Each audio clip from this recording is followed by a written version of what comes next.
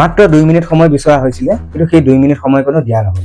অসমৰ বিধানসভাত বহুৱালি কৰিবলৈ, ফাটলামি কৰিবলৈ বহুত সময় আছে, কিন্তু ৰাইজৰ দুখ দুৰ্দশাৰ কথা পাতিবলৈ, ৰাজ্যৰ বিপৰ্যয়ৰ কথা আলোচনা কৰিবলৈ কিন্তু বিধানসভাত সময় নাই। এই বিধায়কগৰাকীলৈ চাই লওক, তেওঁ প্ৰাৰ্থনা জুৰিছে, বিধানসভাৰ মাজত প্ৰাৰ্থনা জুৰি বহুৱালি কৰিছে, ফাটলামি কৰিছে, এইবোৰ কৰিবলৈ কিন্তু এওঁলোকৰ হাতত বহুত সময় আছে।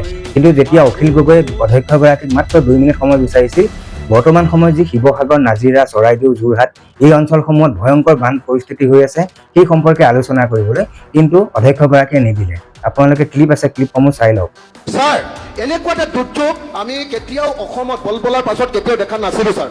স্যাৰ, ইমান ডাঙৰ দুৰ্যোগ যে এই দুৰ্যোগৰ কাৰণে স্যাৰ এতিয়া আমাৰ কি হৈছে, আমাৰ শিৱসাগৰৰ মানুহবিলাকৰ, চৰাইদেউৰ মানুহবিলাকৰ, যোৰহাটৰ মানুহবিলাকৰ খেতিটো কমপ্লিট শেষ স্যাৰ।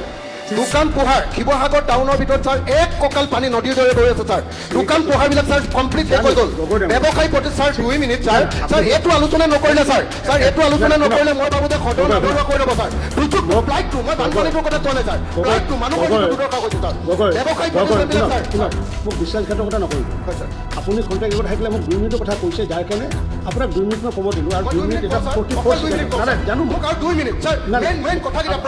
আপোনাৰ কথা উজনি অসমৰ বানপানীক সন্মান জনাই পেলাই আপোনাৰ 2 মিনিটৰ কথা মই ৰাখিছোঁ।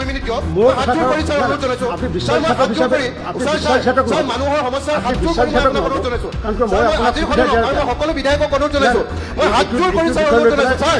স্যাৰ, হাত জোৰ কৰি অনুৰোধ জনাইছোঁ, মোক 2 মিনিট সময় দিয়ক আৰু স্যাৰ। 2 মিনিট হাত জোৰ কৰি অনুৰোধ জনাইছোঁ স্যাৰ। 2 মিনিট হাত জোৰ কৰি সংস্কৃত প্ৰস্তাৱ আনিছিলে, সেই প্ৰস্তাৱটো মই আজি অগ্ৰাহ্য কৰিছোঁ, কাৰণ যোৱাকালি উল্টাই আকৌ অধ্যক্ষগৰাকীয়ে অখিল গগৈক বিশ্বাসঘাতক নাম দি পেলাই সদনৰ পৰা বাহিৰ কৰি দিলে।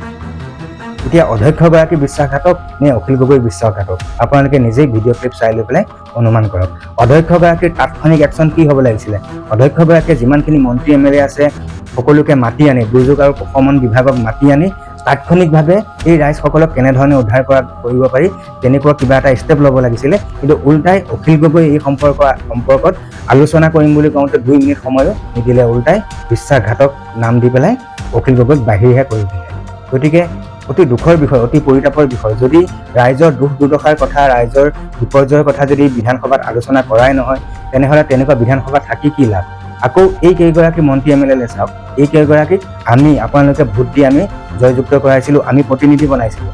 এইসকল এতিয়া থাকিব লাগিছিলে ক'ত? ৰাইজৰ বিপৰ্যয়ৰ সময়ত ৰাইজৰ কাষত থাকিব লাগিছিল। কিন্তু উল্টাই এওঁলোকক ক'ত দেখা পাইছোঁ? এতিয়া এওঁলোক প্ৰতিবাদত ব্যস্ত। এওঁলোকে Congress go back, Rahul Gandhi go back, এই প্ৰতিবাদত ব্যস্ত। এতিয়া এওঁলোকক কোনে বুজাব যে ৰাইজে অলৰেডি কংগ্ৰেছক গো বেক দিছে, ৰাহুল গান্ধীক গো বেক দি তোমালোকক প্ৰতিনিধি বনাইছে। গতিকে তোমালোকৰ ওপৰত আস্থা আছে, আশা আছে, ভৰসা আছে যে তোমালোকে ৰাইজৰ দুখ দুৰ্দশা বিপৰ্যয়ৰ সময়ত ৰাইজৰ কাষত থাকিবা। কিন্তু বৰ্তমান সময়ত উল্টাহে দেখা পাইছোঁ, তেওঁলোকে এতিয়া নিজৰ গাদী বচাবৰ কাৰণে তেওঁলোকে প্ৰতিবাদত ব্যস্ত হৈ আছে, কিন্তু ৰাইজৰ কাষত থিয় হৈ থকা নাই।